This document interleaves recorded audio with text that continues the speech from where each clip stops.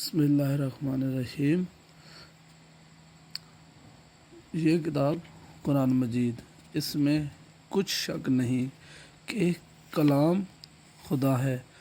خدا سے ڈرنے والوں کی رہنما ہے، جو غیب پر ایمان لاتے اور آداب کے ساتھ نماز پڑھتے اور جو کچھ ہم نے ان کو عطا فرمایا ہے اس میں سے خرچ کرتے ہیں۔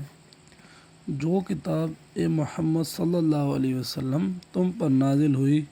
اور جو کتابیں تم سے پہلے پیغمبروں پر نازل ہوئی،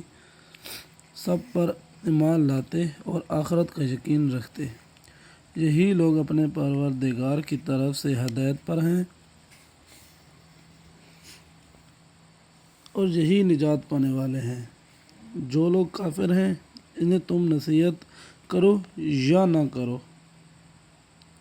ان کے لیے برابر ہے، وہ ایمان نہیں لائیں گے۔